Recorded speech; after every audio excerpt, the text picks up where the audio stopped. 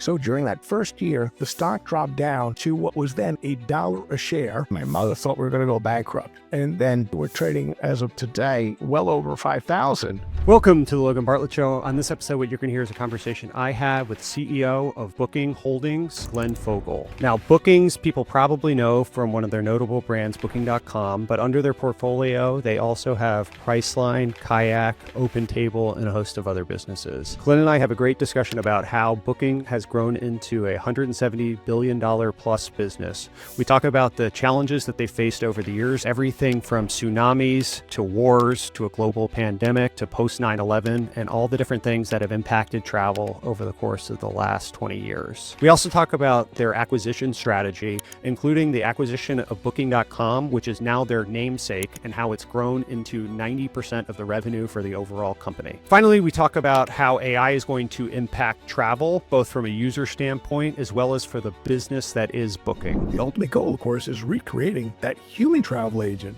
who knew you so well, knew what you want, knew what you liked, knew what you could afford, brought a few choices to you, and you worked back and forth with her and came up with what you wanted. We want to recreate that, only better, because the technology is going to do it much better than a human could have done. A great conversation with Glenn that you'll hear now.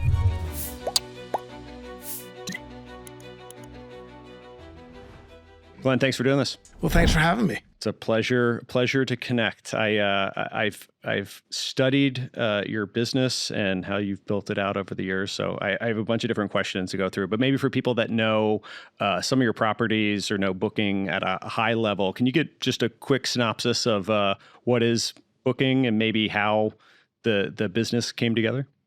Sure. Well, we could spend a lot of time or a little time. Let me give you the brief one, and you can ask me questions that you want to get into details. So Booking Holdings has a number of different brands. Booking.com is by far the largest. That's headquartered in Europe, in Amsterdam. American viewers, listeners right now, they know probably more often things like Priceline or Kayak or OpenTable. People in Asia would know things like Agoda. If you rent a car, you may know rentalcars.com, though we've tried to merge that into Booking.com mostly, but the brand still exists. Somebody types in rentalcars.com, still going to be there. And then a whole bunch of small things. I won't go through all the detail. We started off, though, as Priceline.com. That was the start of the entire organization. And then that was based just in the U.S., and we wanted to become more international, and through a lot of details and mergers and acquisitions, et cetera, we're now where we are. But by far, Booking.com, roughly, round off, call about 90% of the business, which is kind of interesting because people say, wow, that means that put together OpenTable and Kayak and all the other ones that go to all, they're less, and I say yes. And they said, that's weird. I said, well, like today, right now, we're over $170 billion market cap. So 10%, that's $17 billion. Those are big companies, even though they're a small percentage. Totally. I mean, I guess it's a testament to the Booking acquisition, which I want to ask you about a little bit. But so Priceline was started in 99? No, it went public in 99. 97 is pretty much where it really started getting, some sales and such. And you joined at what point? I joined in February of 2000. So that was about 1 week before the peak of the dot-com boom. So, and I was a trader at Morgan Stanley.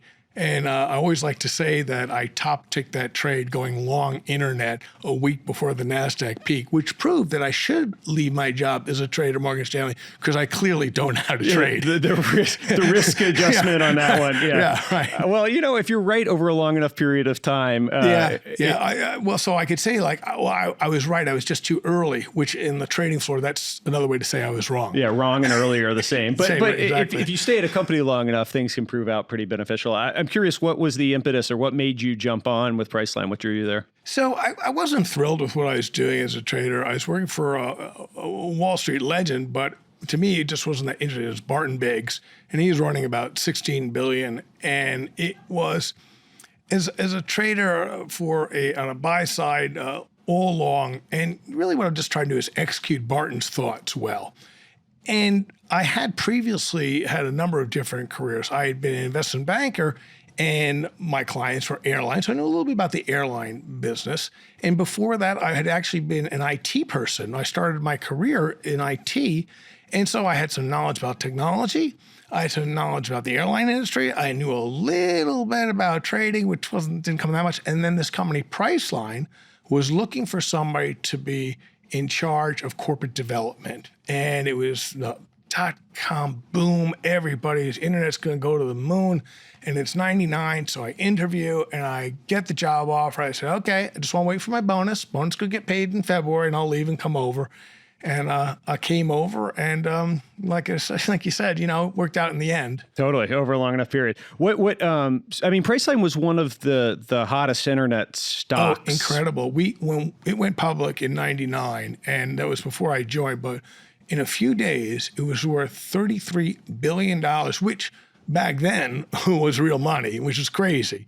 And, and then just to show how much things can change. So during that first year, the stock dropped down to what was then $1 a share. We had to do a reverse split, which usually doesn't work out so well. So you were giving in 6 to get 1. So call it $6 a share, essentially.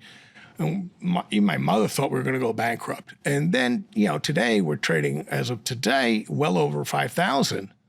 So that's, we're talking well over 800 times. So you do a CAGR. So it's almost a quarter of a century, and we're talking a CAGR that's over 30% over a 25-year period almost. So it's really been a ride that's incredible. But, we went through, my Lord, we went through the .com implosion.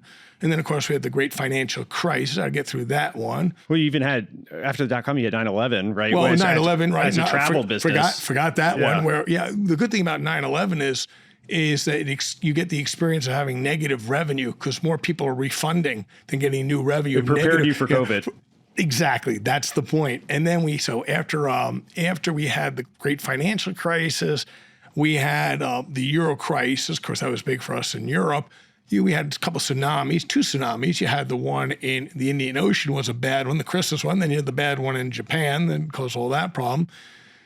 And, of course, the volcano in Iceland that shut down travel in Europe for a while. And as you point out, the pandemic, a few wars. We were one of the biggest players in Russia. We were the biggest player in Russia. Stop that business.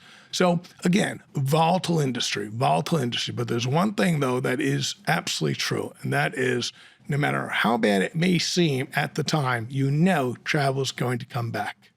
And travel slightly outpaces GDP because maybe speak to some of the human. It's a couple things. One of the things I always say, just as a human desire to travel, I think it's almost must be innate, or otherwise we'd all still be on the plains of Africa, because our species at some point, I want to see what's over the hill. But when you look in just terms of today, you just look at economics. So we see that when somebody enters an income level where they can afford to travel, that's one of the first things they're going to do is go travel. And then as people get wealthier, you end up buying more travel. In fact, once you reach a certain level, you don't go buy another couch. You go and travel more. And then you get into the area where we seem to have shifted from things into experiences. That seems to be a trend that definitely seems to have started a few years ago, but seems to be here for the long term. So we get that benefit. So that's a nice tailwind. But then we get other things. For example, we have people who never, ever used to buy anything digitally. Now they're buying things digitally, so they come to us. And then you also have the people who say, well, I'm still not going to do it. But those are generally an older demographic. And, just the way time works, these people will no longer be consumers because they'll have passed on. But the new generations coming up, they are digital natives. So they are, of course, buying their travel through someone like us. So we have a lot of tailwinds behind us. It is interesting in societies. There's like a handful of services that continue to scale linearly as income goes up. I think education's one, healthcare's one, travel, I think are kind of the big buckets of it. I'm curious, you touched on something earlier that might be stupid and a little finance esoteric, but the reverse stock split and your stock now, you haven't done any more splits or anything to bring the stock price down. I'm curious, there's the old retail sentiment about making it more accessible. Now you can buy smaller share fractions. You can buy fractional like shares, right? So that argument's gone. It's gone, but that was once upon a time. Well, and there also, and you may not, once upon a time, I'm old enough to actually know this, you had to buy a round lot. Wait, I actually don't know this. What is a a round lot? Was 100 shares. So you had to buy 100 shares, or else you bought something that was not around lot, it would cost you a lot more money as a retail buyer. So people didn't buy, you wouldn't go out and buy, I mean, some people maybe, but the idea was, so around lot, 100 shares, and so people would do splits because so people could buy around lot, which is 100 shares. Nowadays, you can buy fractional shares. So that argument goes out the door. But even more so is, and you look at any financial study on it, you cannot increase the value of the company by splitting the share in the long run. There may be a short-term, there's some studies that show a short-term blip because it's seen as a signaling device, nothing to do with any sort of economics, just that basically you've held up a flag saying, we're going to do better. Here's how we're going to tell you by doing a split. People continue to ask this question. I continue to say, why would you want us to do that? There is one reason potentially to do it, and that is giving people employee options or equity and looking at how many, and there's a psychological thing, it's or crazy. it's just so small, it doesn't matter. You know, you're going to give somebody, if I was going to give somebody $10,000 worth of equity as an employee, and he says, you gave me 2 shares, he doesn't feel that, or she doesn't feel that well. So that it's a psychological play. And there's some element of that I think the people understand, and it just feels different. But I will tell you the number of times we end up trying to get our companies when they're going public to have a price per share of $20, $30, something like that, because it ends up people feel good about those amounts and it trades decently well and whatever. The investment banks have talked us into it. But it is funny the number of times when we've had to do stock splits or reverse splits or whatever in the private markets, explaining to the employees that you're not taking anything away from them. It's right. You're going to have the same ownership in the business. And it's interesting. I think a lot of people know it, but it still feels a little psychologically worse. But very smart people, you have to sit down and be like, no, here's how the math works. And you end up doing a whiteboard exercise. And so I always encourage my companies to try to, in the early days, Series A's, keep the price per share if you can around $1 or $2, $3, right? And it just, for whatever reason, that math works out and it helps on employee hiring. It is fascinating how that psychological thing, which just shows. And when I went to school, I studied economics, and this whole idea there's a rational person, homo rationalist. But the truth is, there was no such thing as behavioral economics in school when I was there. Now it's become a very big school of economics. I really believe in that. So you're talking about a certain price for your companies when you bring that, but you're talking the U.S. If you go to London, what are most of the stocks quoted in? They're not in pounds. They're not. It's pence. It's pence. Okay.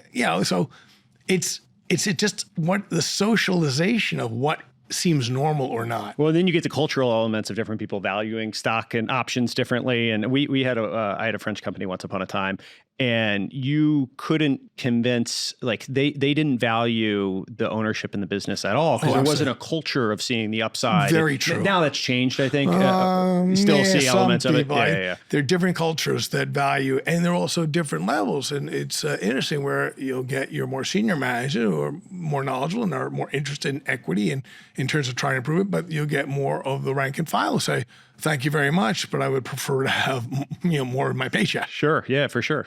They've seen, or they just don't have the risk on in that perspective. So from a Priceline standpoint, so you acquired Booking 2005, but you ended up doing a merger with... So we bought before that. So we bought a company. So again, we started the company. Priceline was a thing which many people may not even know because so long ago was a thing called name your own price. Oh yeah, William Shatner. You got it. And it was an opaque way to buy something. It was a good niche product. It was niche. And we relatively early realized that, if we want to be a bigger company, we're going to sell travel the way everybody buys it, which is knowing what you're buying, knowing, where it is, if it's an airline ticket, when's it going to take off, how many stops you're going to make, et cetera. So we had to buy something retail. So we went out and we bought a couple of small companies so we could have a retail presence in the U.S. But we also wanted to be big outside the U.S.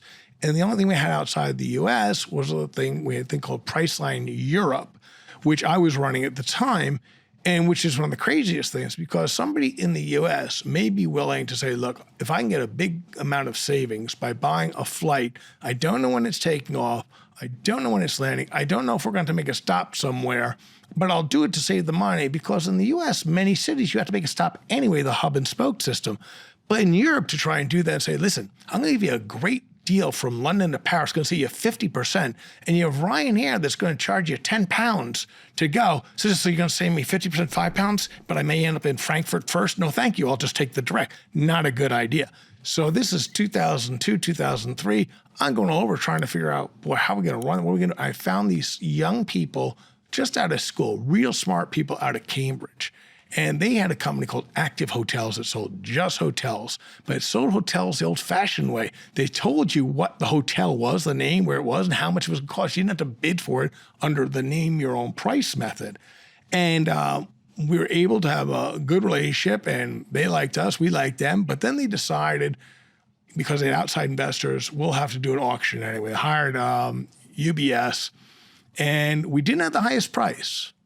But we won the deal because we're able to convince the management team that's had a substantial amount of equity in it that working with us, we'd let them still run the company more than some of the other bidders were willing to do it. And that's what got them to do it. So we did that in 2004. First acquisition? First acquisition in 2004. There was 165 million US. There's about 100 and something employees. Was just barely profitable. And then a couple of months later, I was talking with the CEO, and he said to me, do you know these guys at Booking.com? They're over in Amsterdam. I said, I kind of know them. Why? He says, well, they're in London, and we were going to do a deal with them, but then we did the auction. We didn't, so we put them aside, but you should meet them. I'm saying, I don't know. I'm supposed to go home tomorrow. I don't know. Meet them tomorrow.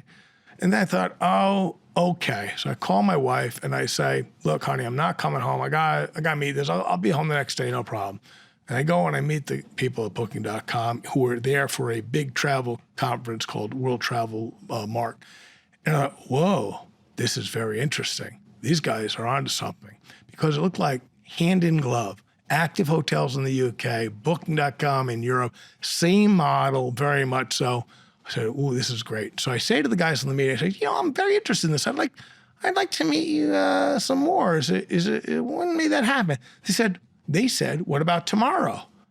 I said, what a good idea. Call up my wife, say, honey, I'm not going home tomorrow either. I'm going to meet these people in Amsterdam. Long story short, we finally get the deal done many, many months later, and we combined Active and Booking. Booking was 135 million. So combined together, 300 million for the both of them merged together. They also had about 100. So we had about 200 something employees total.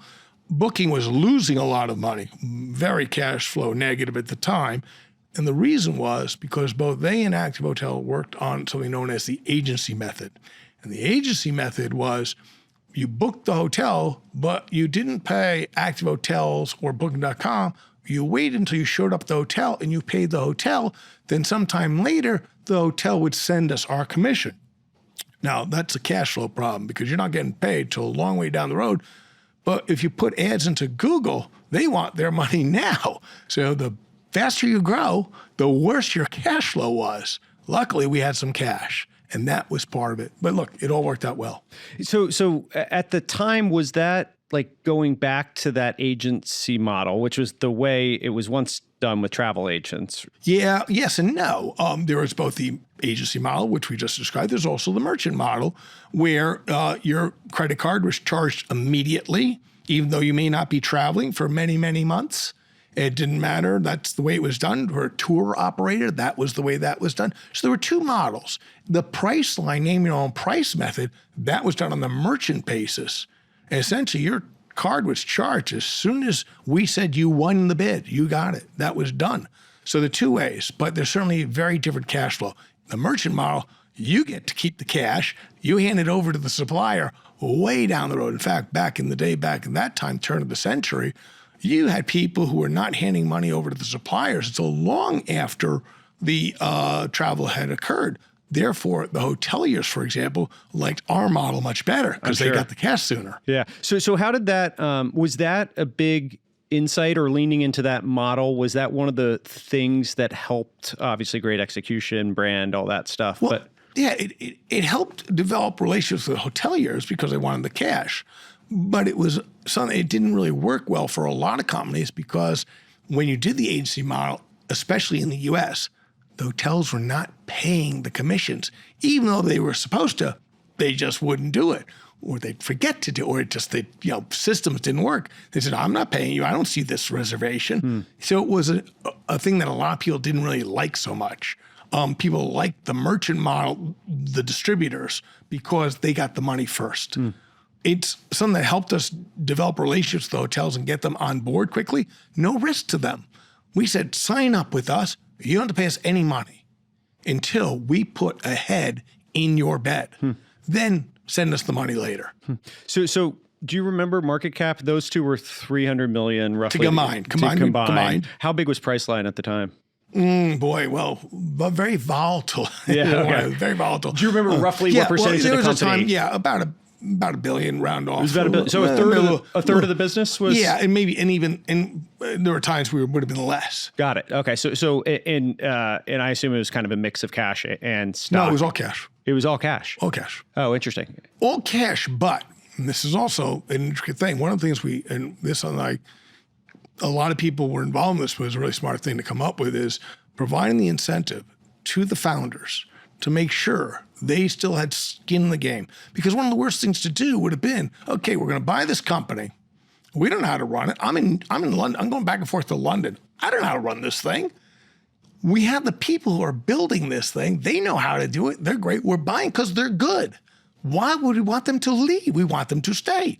So we have to give them an incentive. So we came up with a way that the metrics they achieved would give them a certain amount of equity. And that was an incentive that really, in the end, really paid off well. And it was a win-win for everybody. And sometimes people, they say, I hate earnouts. I hate an earnout because I may end up paying a lot more than I wanted to. The reverse to me is I want to pay out as high as incentive as I can, because that means that the value went up a lot. It's weird sometimes people who say that I don't want to have to pay too high an earnout at the end of the day. How long did the founders of the businesses hang around? It was 3 years. So it was structured for 3 years at Active. Then we combined Active, and when we did booking, we combined again to a new plan, 3 years, but it was right about the same. And then the founders from Active pretty much moved on, and the people at Booking stayed being in charge of the combined thing. And they stayed not only for the first 3, but then we upped them again at the end of 3 years with a new incentive plan. So they stayed 6, not all, most of them, 6. And so after that, the big deals that people are probably familiar with, in addition to the Booking acquisition. So in order, I guess it was what Kayak happened. When was that? Agoda, you can't forget Agoda, because Agoda was 2007, and part of the Our American listeners maybe don't know Agoda. Right. So Agoda's based. Its legal headquarters is in Singapore. It has a large operation in Bangkok. It's a big APAC oriented, merchant model, totally merchant model at the time. Now, so somebody would say, the board, you say, well, why do you want to buy this? You already have a worldwide booking.com, which did have some operations in Asia, but did have some. Why would you do that? And the reason is because I wasn't certain whether the agency model or the merchant model was better for the cultures of Asia and the different way things were done. So to have two ways to do it and see which one does better. Well, they both do very well, and Agoda's been fantastic, just rocking. It is the biggest travel player pan-Asia. Now that's ex-China, because Trip.com, the old C-Trip, which is Chinese travel player, they much bigger, but we'll ex-China. We'll just do non-Chinese Asia, and Agoda's number 1. That was 2007. Now that was almost nothing. That was 16 million or so, 16. And that thing's worth billions. Wow. Many billions. Wow. So then we did Kayak later, and that was 2012, I guess, and then Open Table 2014, I think. But yeah, and so I guess I'm interested in how you think about the autonomy and the ability to allow these brands to sort of operate on their own versus the shared domain and I guess the commonalities that make it one company and not just a distributed bunch of holdcos that can necessarily be spun out. Sort of the IAC model versus the fully integrated company working together. How do you sort of think of those two things? Well, first of all, they were growing so fast, all of them, that, taking a time out to do integrations would be a really bad idea. Why would you do that? Even more so, as I said, we have independent owner founders who want to still feel they are the masters of their domain and still make decisions. You want to do that too. On the other hand, you do want to achieve some level of synergy, some benefits of why is it better together than separate, and that together. Over time, we have moved from what was a very separate group of independent into a more cohesive, more sharing of knowledge, more sharing of information, working together, bringing these together. But we're still nowhere near where I'd like to be. And here's a perfect example. When I stay in London, if I go to, let's say, Mayfair, and let's say I stay in an expensive hotel there, any one of them. Well, there are a lot of very expensive restaurants in Mayfair. But I, staying in a hotel in Mayfair that I have, Booking.com knows I'm there because I'm booked there, and Booking Holdings has open table with a lot of reservations, a lot of relationships with the restaurants.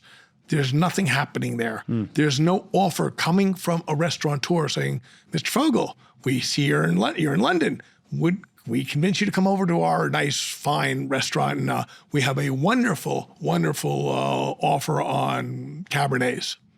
That does not happen yet. I want that to happen as part of our connected trip vision, but it's not there yet. Do you think the public market appropriately values the different businesses and the distillation? Because one of the arguments, I guess, that the IAC would have is that, hey, sometimes these things being spun out is the way of achieving the fair value. Do you think that the public market ultimately gets this right over a full enough time? There's a lot of theories about conglomerate discounts or not. And is there a premium? Is the cash flow from one of the non-Booking.com companies being valued at the overall multiple that's higher than they would be on their own? The sum of the parts. Right, exactly. So hard to say. I do believe this, though. I do believe there's a lot of synergy happening already and a lot more to come as we continue to bring together the best learnings, how things are being done, in particular things like Open Table, others that I think there is the potential to really create a better experience. Because at the end of the day, the value of the company really is going to come down to what kind of value are you doing for the consumer and what value are you bringing to your suppliers. Two-sided marketplace. If we're achieving value for both of them, that's really the end is going to produce great value for the owners. Are there businesses that you look to, either historic ones or analogous ones, that you feel like have done a really good job of where you hope to skate to where it's going, where there's shared services but independent brands? I won't say. Not that we want to go, that we'll go to, but I'll say, look at the value you get out of Google. We can go talk to the Department of Justice about it. I was going to say they see it too. Yeah. We might need to release this quickly. How long we talk about it? Yeah. Right. Yeah. They see the value there too. So there is tremendous value. Or look at Amazon and how well all the different things there. Look at the Apple ecosystem, right? Isn't that wonderful how it all ties together so beautifully and so easy to use? Those are examples that where any consumer would say, wow, I really get great view. This is fantastic. Now, the issue, though, you end up with regulators who say, gee, I'm not so sure I like this. And there's an opposing view that stifles competition. In the end, we won't get as much new things. You know the arguments as I do. Yeah, for sure. Yeah, it's interesting because Apple has done it in a very mostly homegrown way. Google, with the exception of YouTube, it's they bought Android. Yeah, Android, I guess. That was they bought Waze. That was an acquisition as well. Okay, yeah. So there are a bunch. Yeah, there are a bunch of actual meaningful. I wonder how much. I guess they've done a good job of the shared services between it those. Works. It really does work well. It works nicely. That's interesting. So there's this thing, artificial intelligence, that people are talking about these days. I read something about that. Yeah. And I would be remiss not to ask. I'm curious, in what ways does it get you excited about? There's a bunch of stuff you guys are doing. How do you think about the opportunity for your business, for consumers?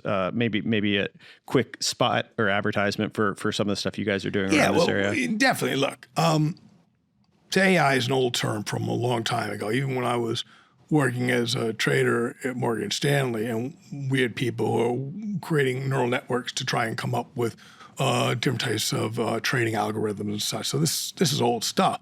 At the time, of course, we didn't have the compute power and a whole bunch of reasons why it never really took off until some of the really revolutionary things happened in the last, let's say 10 years, maybe a little bit more, well, about 10 years, 12 years. And then some real acceleration in the last 5 years or so.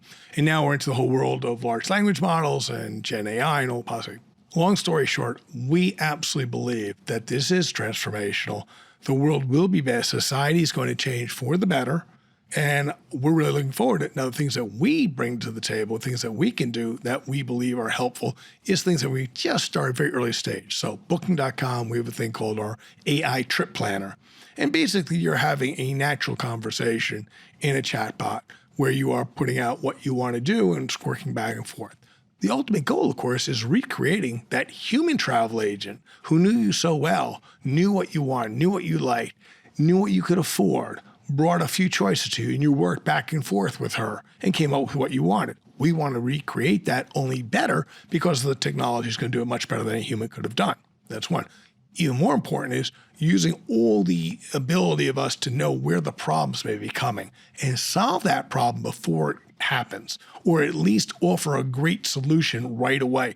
I mean, let's take customer service, for example, right now. So you go into the airport and you get a text message from an airline or even us, and it says, "We're sorry, but your flight's going to be delayed 6 hours," right? Well, that's nice to tell me that, but how about a solution?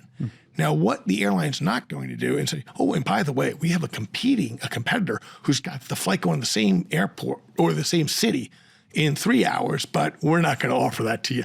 So we, though, as somebody who's indifferent, we would be offering that up and change that. Even more so, though, now that's changed, same city, different airport. And we're saying, and we have changed your rental car because you're landing at a different airport. And although, by the way, you're going to be late for your dinner. So don't worry, though. We looked at Open Table. Unfortunately, there isn't a reservation 3 hours later for you at that, but we have a very similar restaurant right down the street. Would you like us to rebook there and notify your other people in your party about that change? Blah, blah, blah, blah. That's where it's going to be. That's dealing with the traveler. Now, in terms of just I'm curious to just interrupt you. I mean, that sounds fantastic. Yeah. And the amount of time that I spend when a flight gets delayed and I'm looking between, it's can crazy. I get from JFK, LaGuardia, Newark? What's the Right. time? Where am I right now? Can I land in, whatever? Can I land in San Francisco or San Jose or Oakland? Is that crazy? It's crazy how much you do. It is. And the reservations and all the people you need to notify. That world you just presented sounds very nice to me. How far away do you think we are from actually being able to do that in an automated sort of large language model type way? Right. Not going to happen tomorrow. Yeah. Well, I'm flying tomorrow, so it would be nice if it did. Yeah. But it will happen incrementally. Over time, it will. We're already seeing some benefits happening now. In addition, part of the thing right off the bat, number one thing is the thing that really ticks you off is you got a problem, you call customer service, and it's hold. And by the way, if it's a big problem, the hold is longer term. You got a big storm came in, we're going to be on hold for an hour, 2 hours, God knows when they're going to come back to you, right? Think about customer service, though, is being done automated through Gen AI. Well, you have infinite expansion. It's an elastic. You can handle them all at once. That's the benefit, not having to wait. Now, another one is the customer service AI that is a Gen AI agent will never yell back at you. You can be as angry as you want. It will still treat you nicely and pleasantly. It will not get upset because you're upset. And in addition, it will have all the rules. It will know all the things. How many times so you're on the hold for an hour. Finally, you got the customer service person and you tell them the situation and they say, "Okay, could you hold one moment while I check with someone else?" Or they ask you to re-enter your travel code or whatever. It just kills you, doesn't it? Yeah. And those things should all be solved relatively soon. And that's actually an interesting point because a lot of people talk about like how can it get to human parity, but which in certain functional areas we're definitely at already or past. But the superhuman element of the ability to consume all of the possible information instantaneously and remove the latency between the communication and all that's that so stuff. Important. There's just it's impossible for a human to know all that stuff in real time. And so it'll take us well past, the point that we're even the best people are operating and we're working on that right now, as are many other people. But you'll see it. We are seeing great improvement. Priceline, the customer service, they are using some of these things. We're seeing some great pickup there. There are many areas, and lots of people are doing at it. One of the benefits for us is the data. We have more travel data, so we know things more than other people would know. And being able to bring it all together, that's a big advantage because it's not just, you can say, well, why is this going to be better than, say, pick any of your large language model players, right? Why is this going to be better? Well, the difference is by working together, using what they know and what we know creates a better solution in the end. And we're working with all of them. So I interrupted you. That's on the traveler side. Right. On the other side, let's go into productivity for ourselves. So we all know how much coding can be more efficient. That's table stakes. Everybody is doing that. That's an important thing. Then you go over to your suppliers, though, and coming up with what a supplier wants is incremental demand. See, what they don't want is to have to pay for distribution for something that they would have gotten anyway. But coming up with the right way to be able to present the right offer that they are willing to give if it's placed in the right way. The last thing someone at one of the big hotel brands wants to do is offer a discount to somebody who's already a loyalty customer of theirs. But they'd be very happy to try and get somebody who's loyal to one of their competitors or is anywhere. So, example. We are so global, so it's hard for the big US-based international chain to get customers from many parts of the world because they don't have a presence or a marketing budget there. You want to get a customer from Pakistan? I'll get it for you, but you'll have to pay for that, and they're more than happy to do it. And we can come up with different ways using all the different science of the data. What is the right price to offer, and when is it to offer it? So if you go with an attraction in a city, nobody goes to a city to hang out in their hotel room. They want to do things. Well, what the supplier, let's say in Amsterdam, the person who does the boat canals that doesn't know, what should I price for the different customers come from different countries? Or what should I do for different times of the day? We, using all our data, can provide that type of a service and provide benefit to them. Again, so many areas, so many things are going to be so different. How do you think about the opportunity as we're potentially moving at least some of search to, I don't know the right term, answer engines or things like Perplexity and ChatGPT and some of these Gemini, where it's ultimately surfacing up some answers and maybe less of the 10 blue links and the whatever the SPA, whatever the sidebar thing's called. How do you think about that for your business and the world we're moving into? Again, we're all going to see how is this going to play out? How are people going to monetize this or not? And so, your guys are going to be toast. It says, So here's an interesting thing. I've been hearing that our company was going to be toast now I've been here almost 25 years. And I've heard it all the time how we're going to be toast. Now, someday companies will disappear. I mean, we look at, just talking with someone about the Dow Jones, none of the original companies that started in that index are still there. The last one was General Electric, and just 2017 was dropped out. So, and you look at the S&P 500, what's the average length a company stays in the S&P 500 before it disappears? So there is a terminal thing. All species do go extinct at some point. My thing, though, for us right now, we have so many opportunities in the future, and it really is what's our advantage, our competitive advantage, and that is the loyalty of the customers, feeling trust with what we do. It's the data that we have and the ability to execute. Look, somebody wants just to give away a product or service, that you can get a lot of volume doing that. And for some of the companies, because of their amount of resource and time, if they wanted to, they could give away for a very long time and everything. Of course, there are issues then, regulatory issues that would cause some problems for them, et cetera. If things are done on a even playing field, I am very confident we'll be able for a very long time, using the new technologies, provide a better service in cooperation with all the other people in the travel industry. So I don't know if I wrote this or if this was a quote from someone else. I have it in quotes. So it says here, you've been called one of the greatest acquirers in history. I don't know if I said that or someone else said it. Someone else said it. Yeah. Listen, it's quite a compliment. So I'm curious your approach to. Well, let's just cut that one right. Yeah. Okay. Yeah. No deal is done by one person. It's a combination of a lot of teamwork by a lot of people with a lot of good ideas. It's this idea that like Steve Jobs, he created the iPhone and the iPod by himself, and he's like soldering it. Come on, there's so many people involved in it. This idea of creating business people on this pedestal as though they are the sole lone leader who, look. it's nice, and leadership is important to anything to be successful.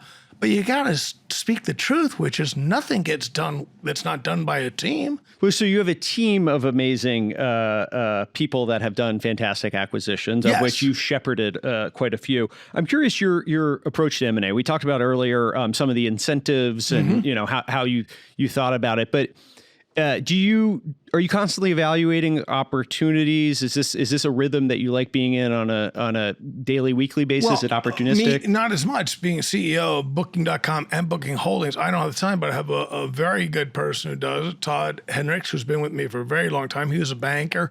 I was able to hire him. He had been a banker at Bear Stearns and Lehman Brothers. And so I thought, gotta wonder, is there anything there I gotta worry about? He was at UBS actually. Just out there. Exactly. Yeah. So, but Todd's been here great, and he's now in charge of corporate development stuff. And I got a great CFO, Ewout Steenbergen, and he's a person who knows a lot about M&A. But here's the thing: right now, you are probably aware we're trying to buy a company called eTraveleye. I'm familiar. And relatively small deal. And the EU Commission has blocked us from doing that. And their reasoning was it will help us in our hotel business. Now, eTraveleye sells airplane tickets. I mean, yet they say that will help you. And therefore, they say, because you are a dominant player in Europe, you should not be allowed to buy this. Now, we're in the courts, and we're going to go, and I'm not sure exactly when the hearings are, but we're going to fight this all the way in, because I absolutely believe they're wrong on the facts, they're wrong on the law, and it's absolutely bad for the consumer, and it's bad for the supply. There's nothing good about this, actually.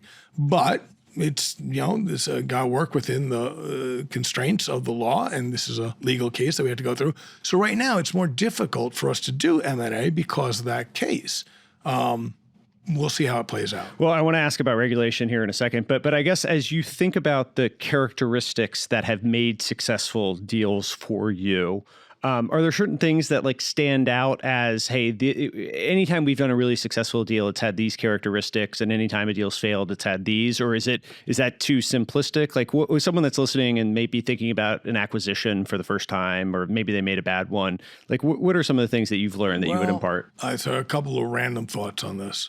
So the first thing is, as a banker for long enough to do enough M&A deals to know that most deals fail without having to read all the academic studies on it, which say that most deals fail. There's a lot of books, right? You've read all of them. Yeah, all the books about success. My favorite is there's actually a book titled "Deals from Hell." Yes. Actual title of a book. Is it a good read?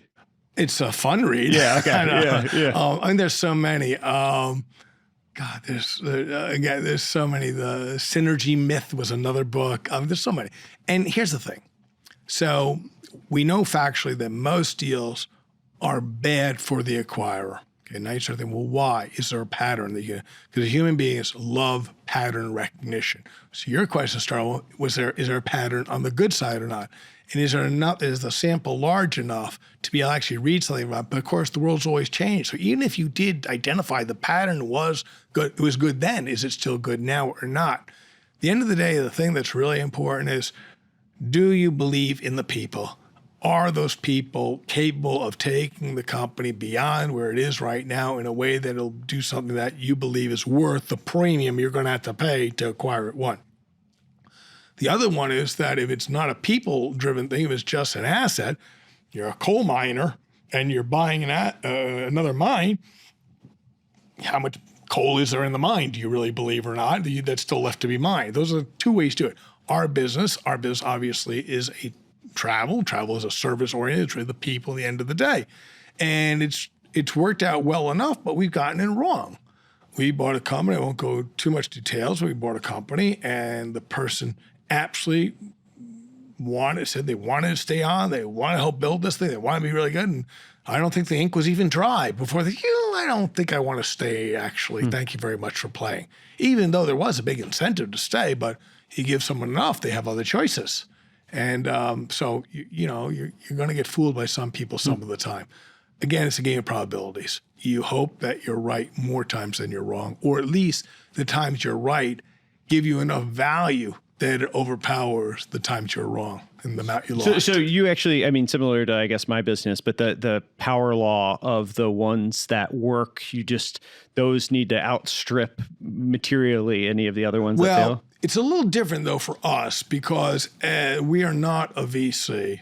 We're not a PE firm. We really have to do a deal, not think, well, we're going to do 10 deals and one of them will pay for the other, one will pay for like 7 and the other 2 will break even. That's not our game. Our game is hopefully every single one is going to be a great success, of course, but even more so, I will take great questioning when I do a deal that fails. It's not like, well, we understand things. That's not from the public markets and internal. From the public markets and internal from the board, et cetera, et cetera. But look, part of the problem, I think, for us was we didn't take enough risk early.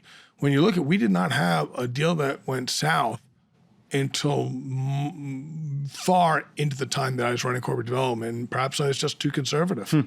The deals that fail, we obviously, I mean, being misled maybe was the example of that founder, or at least not foreseeing their change of heart that came after. Yeah, let's go. We'll be altruistic about their motives on it. I had heard you mention that there's also some like if deals are being done for ego, if there's no culture alignment. What were some of the other things that maybe lead to some level of organ rejection or just? Well, cultural is always important, and especially when you're doing things that are international, that are companies have different viewpoints on how things are.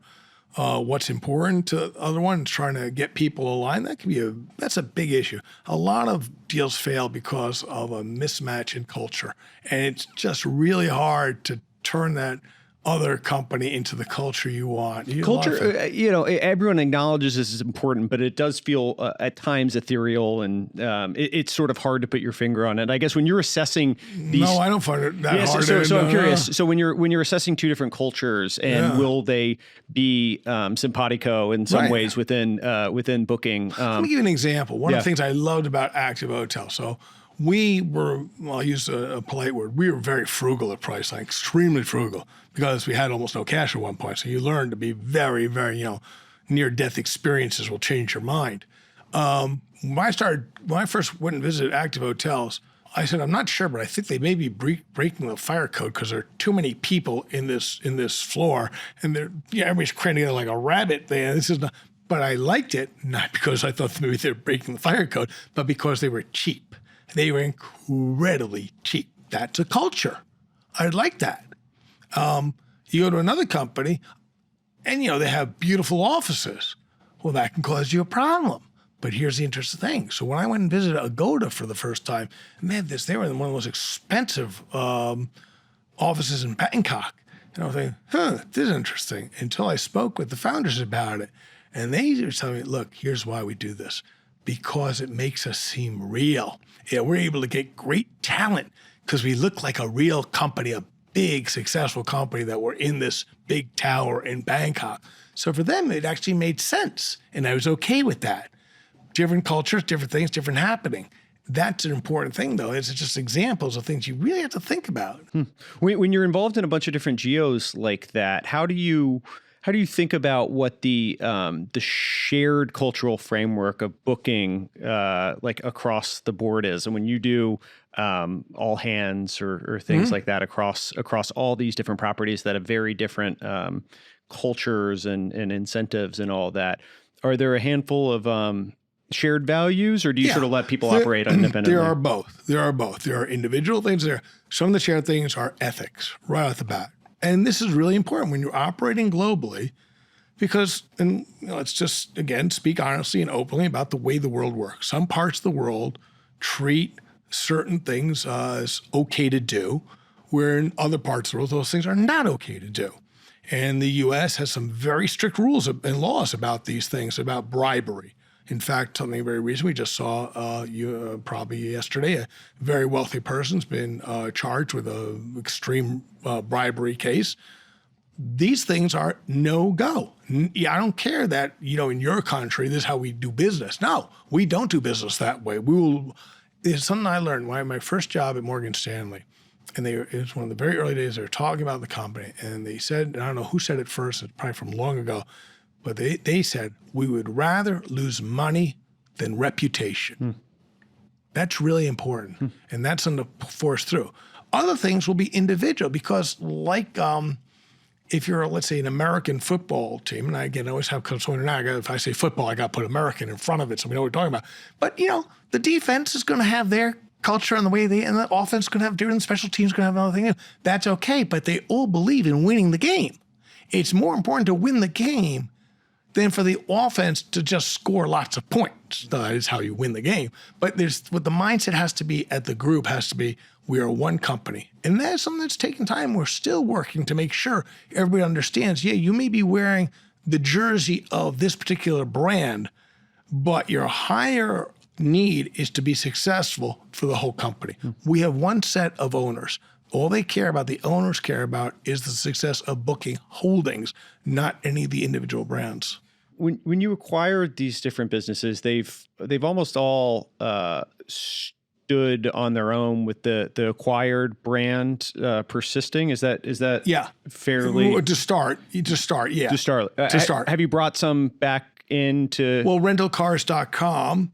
We did that one. It's now part of Booking. Is part of Booking.com. Though the brand still lives, and we still have people who will go, but we're trying to get them over to the Booking.com one. How do you think about like that element of brand and the existing credibility that maybe comes from whatever they built in a local market versus the credibility that Booking or Priceline or Kayak or OpenTable or whatever it is have on their own and rebranding some of these properties? You have to think, and again, what we're doing is, it's been a very long, slow movement.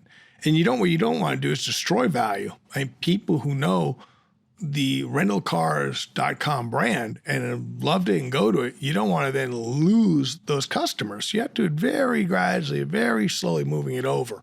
And that's something that's interesting because the cost of maintaining it can be relatively low. And you get some nice return out of that. We have not thought of, some people say, well, why don't you just make everything Booking.com? Because there's a lot of value in Priceline.com and Agoda. That's why we don't. Interesting. I guess you had tried, I don't know, do you guys still have a B2B business? We have a huge B2B business. Okay, got it. And managing the cultural differences and sort of having those two I guess, go-to-markets and a lot of the different things that ultimately come from running a B2B and a very consumer-oriented business. Do those get run entirely independently? Are there leaders of the B2B business that are separate? There within each of the brands, there is a B2B operation component to bringing it, on supply side or whatever. Well, but more like, for example, so if you were to go to a bank, let's say, and the bank offers travel services. Well, somebody is doing that. Could be us, could be one of our competitors.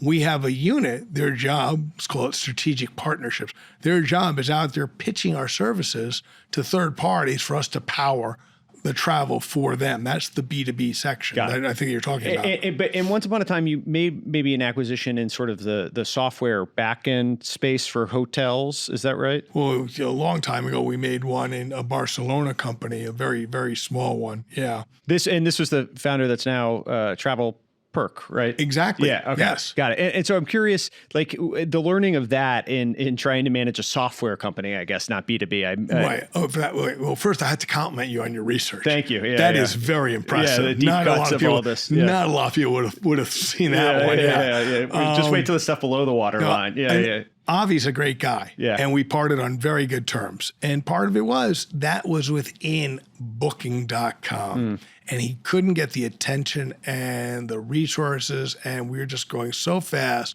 on our regular business. And it's unfortunate because he's a great guy.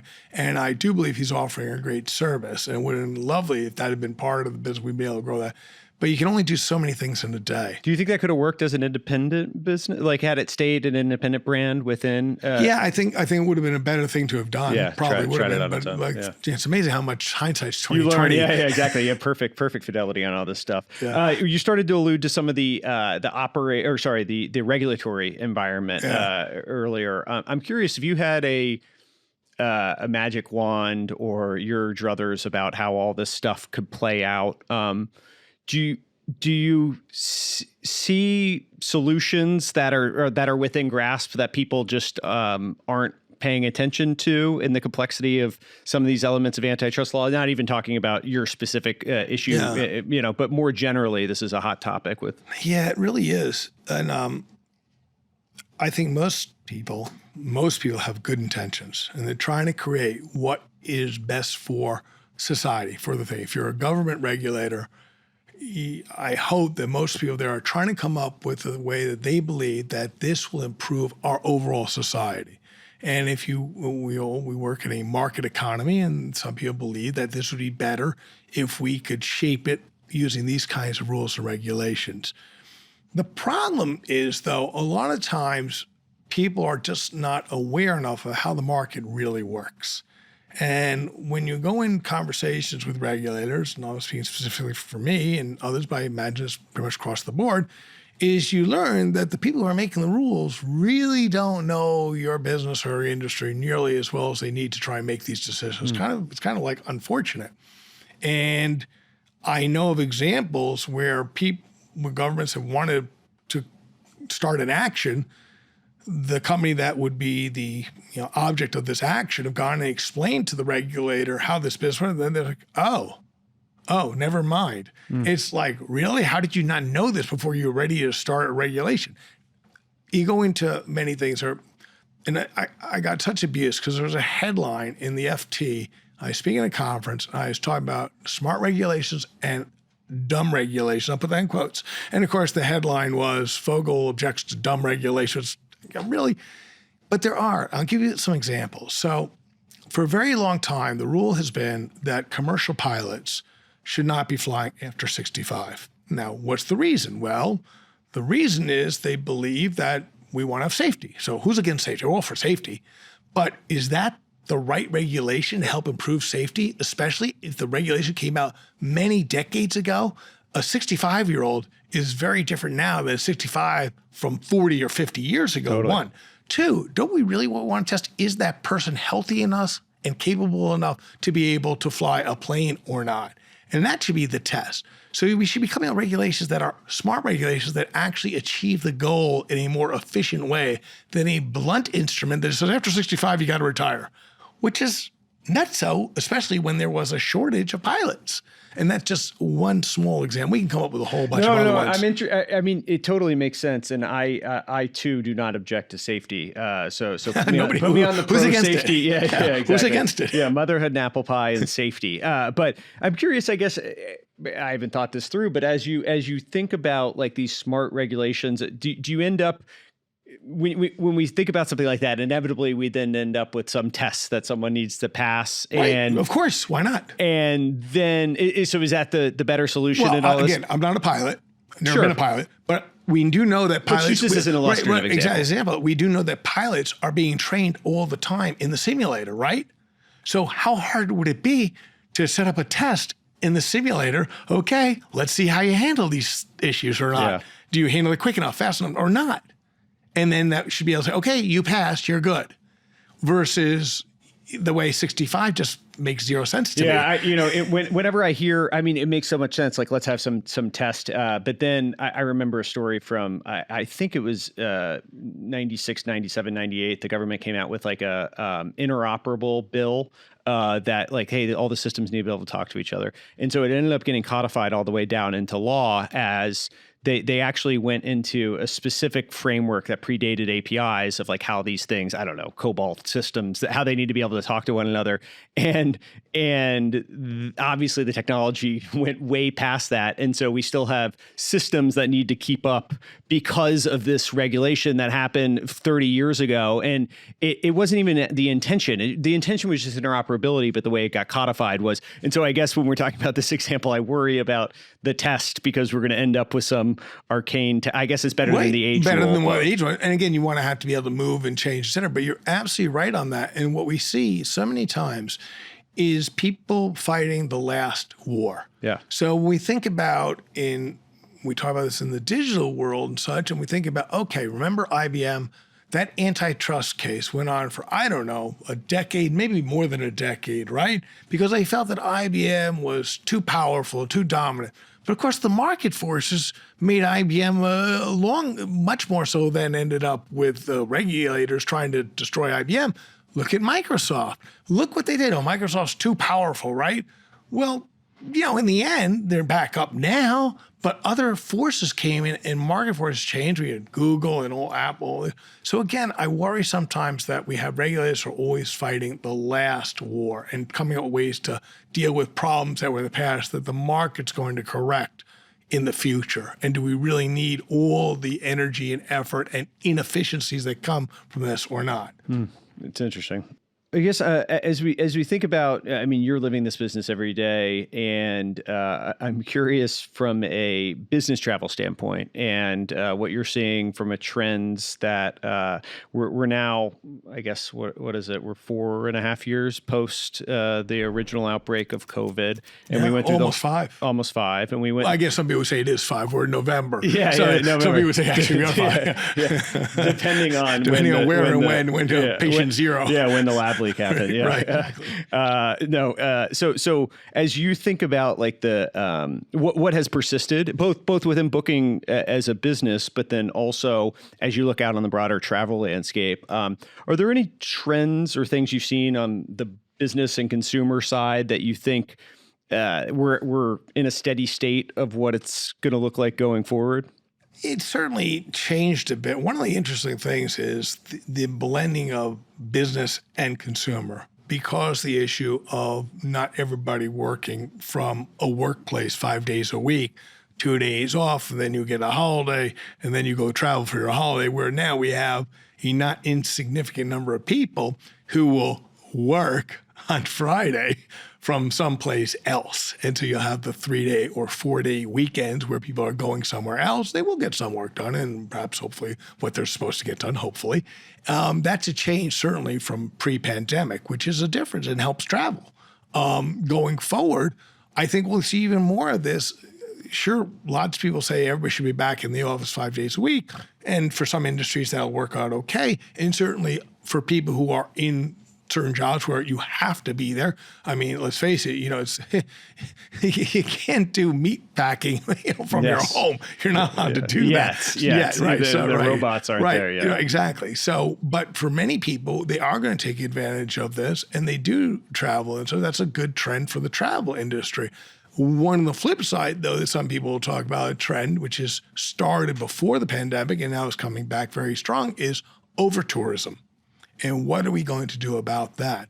And you look at some cities, Barcelona's example, Venice, Amsterdam, there are a whole bunch of places you can come up with where the people who live there feel that they are being overrun with too much travel and want to stop it and do something about that. And certainly the home sector is certainly under the spotlight because people believe, rightly or wrongly, that has helped contribute to this problem. So you end up with certain types of regulations for short-term rentals that are happening there. Again, this comes down to an issue of a societal issue that in democracy will be decided through the ballot box by choosing leaders who will make decisions based on what the people want. In authoritarian places, they'll just make a decision for you. From our own point of view, I understand both sides of it. On the one hand, you have people who feel a need to be part of it. Say you rent out your home because it's more affordable then, or you need the money. And people who work in the tourist industry with attractions are good to have more customers. On the other hand, if you live in that neighborhood and you are not part of it, you're like, I'm being overrun by people running me over with their rolling, luggage. I hate it. So I get it. There is a conflict. And what we need is smart regulation, smart again, working together to come up with something that really takes into account all the stakeholders. Yeah, I mean, one of the, I guess, beauties that we have within the States is we sort of have 50 different experiments being run on a lot more than 50. Because it goes down, it goes to city level. Sure. So, look at Airbnbs here, right? As exactly. an example. And totally. And then go global because this is a global issue. Totally. It's a real big issue. Now, the mobility isn't the same between different countries. I mean, it's even difficult between different cities. No, but again, when you're setting up your systems. Yes. It makes a big deal when you have to come up with different regulatory requirements in different cities and you're forking the code all over the place to come up with and making sure you're flexible and to handle all the different permutations. It's actually a very inefficient thing. Even within the EU, one of the issues that we're dealing with right now in the EU is the EU trying to come off with an across the EU rules on short-term rentals. But then you have the individual member states want to have their own rules, some of them, and then you go into the local areas, they want to have that. And it's actually an issue that we're dealing with. I'm curious on the business travel side. Have you seen, are we back to pre-pandemic levels? Which country? Yeah, I guess that's a great question. In the U.S., are we? Yeah, it's getting there. Definitely. close. I think we're probably, I haven't looked at the data recently. It wouldn't surprise me if it's not right now past. On the other hand, though, what are you going to measure by? If you're measuring by dollar amount of volume, well, we've had a bit of inflation and rates are higher. So that count if you just do a number of people, and again, goes back to what we already spoke about. How do we contribute the amount of the travel that was business versus the consumer leisure part because it was combined? That's interesting. Are there specific countries that have really lagged or really accelerated? Well, China has really lagged in the outbound. I mean, they are nowhere near outbound where they were in 2019, but it's coming back, at a nice clip, but it is still well under what the 2019 numbers were.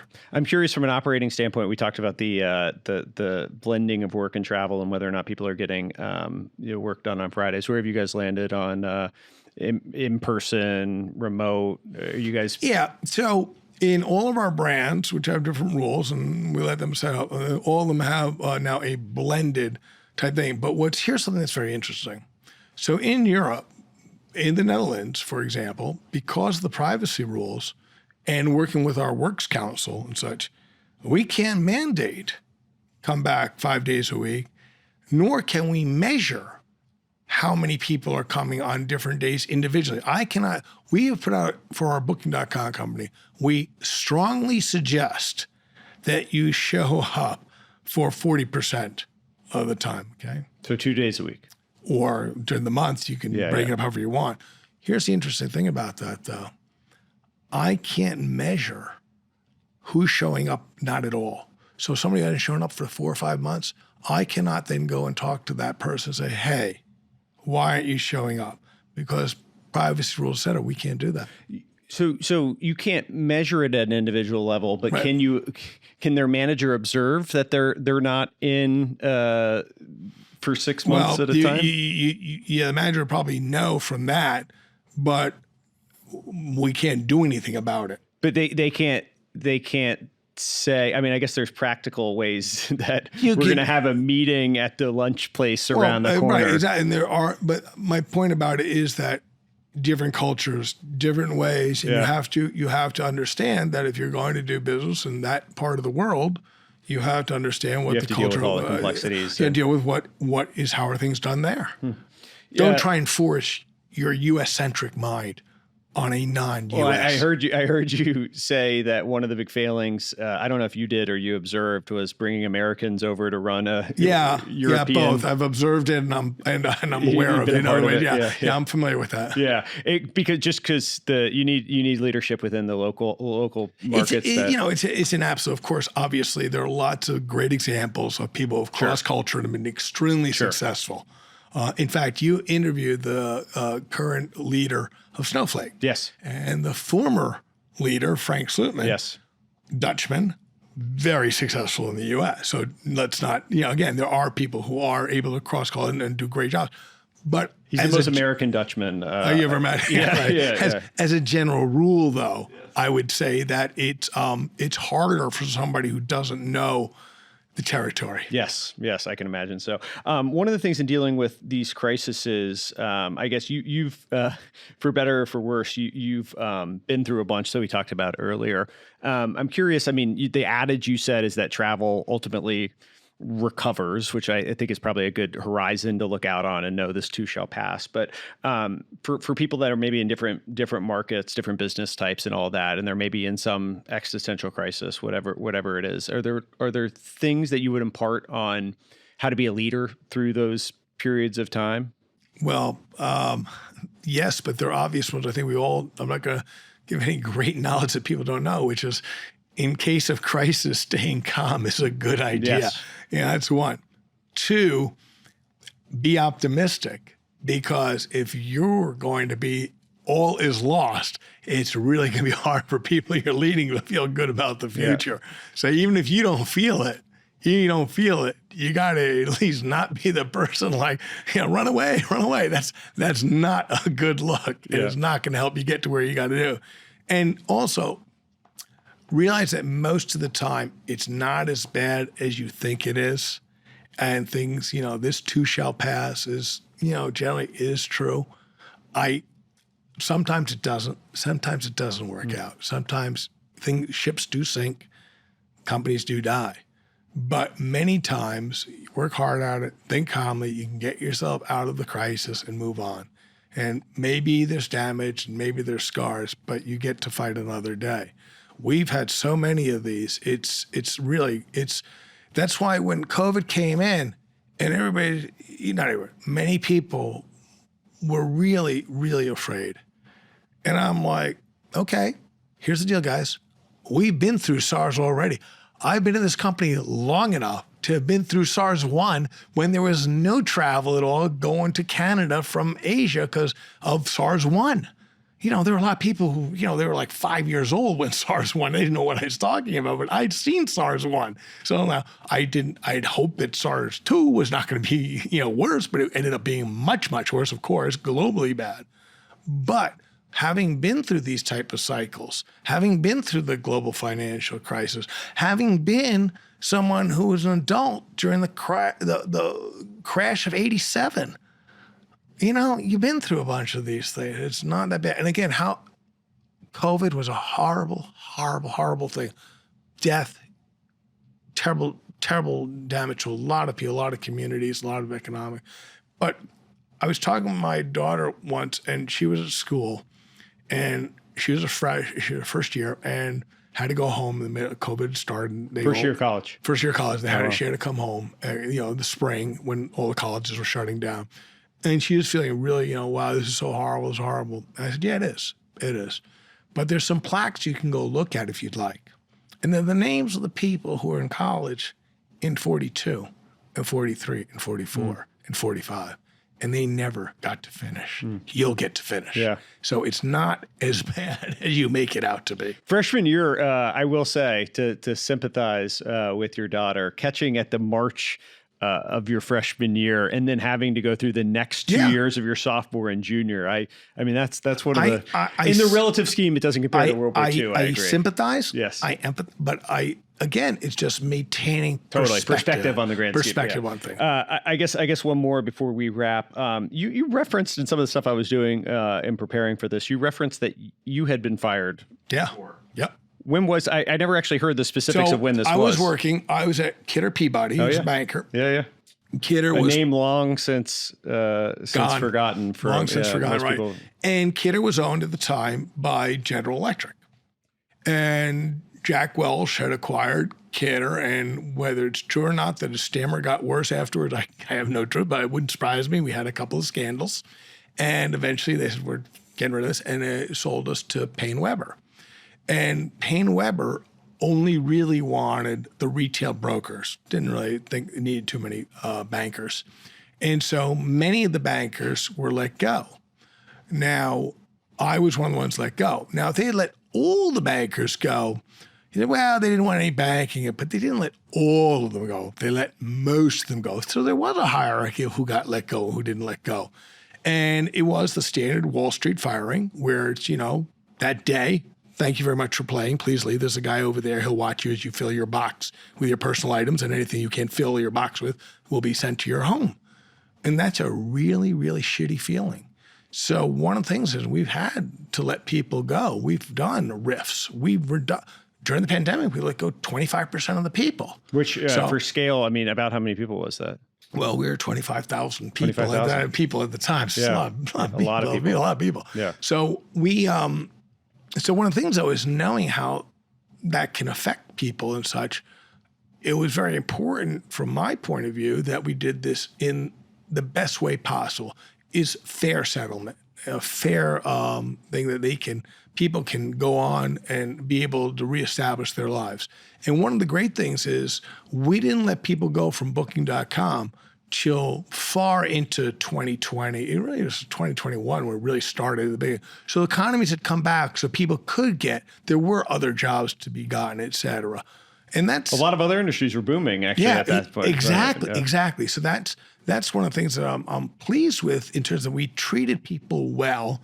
But it's a terrible thing to feel that, I'm sorry, but your job is no longer here. It's not you, it's your job. And you can tell somebody that, but people, rightfully so, are not going to feel, oh, it's okay. They're going to feel sad and angry and all sorts of things. It's hard on people. It was a bad year for me. My father had just died at a young age, and my mother and my brother and grandmother just had a stroke, and the dog died that year. It was really a bad time. But again, when people have bad times, I say, I get it. But, sun will come out, things can change, things can get better. Well, maybe we can wrap on a slightly more optimistic note than firing. That is optimistic. No, things I agree. can bad. Yeah, Things can get better. Firing is a little bit Firing of is a bad, way to. but here's the thing: if I had not been fired, I would not be where I am today. It's an interesting. It's a very good perspective to maintain in all this stuff. I guess as we look out in Booking's journey from here, and as you sort of look forward, is there something that you would want people to take away about the potential and the opportunity that you have in front of you, or any lasting points? Well, the thing is, I think we all see this, and that is that the acceleration of technological change in our world is continuing to increase. It's accelerating. To me, it's just amazing how much things have changed in the last 20 years, society overall, but then we bring it just to travel. And from where we were in 2000, when I go abroad, I had to carry a piece of paper that had this red carbon on it. Do you remember that? It was ridiculous. And so many things. And now we're at a stage where we're just beginning to able to have a conversational AI-driven trip planner that you can actually have a machine come up with a better solution for your travel needs than the human being could done, and do it faster and easier, essentially taking away the drudgery, the pain, the uncertainty, the fear, and make the point of travel even better, and that is enjoying the experience. We're going to be there, absolutely. I'm not sure how long it's going to take to get there, but we are on our way. And I'm telling you, it's just going to be wonderful. I'm excited for it. I am too. Thank you for doing this. Well, thanks for having me. Thank you for joining this episode of the Logan Bartlett Show with CEO of Booking Holdings, Glenn Fogel. If you enjoyed this discussion, we'd really appreciate it if you subscribed on whatever podcast platform you're listening to us on, as well as recommend to anyone that you think might find this interesting. We look forward to seeing you back here next week on another great episode of the Logan Bartlett Show. Have a great weekend, everyone.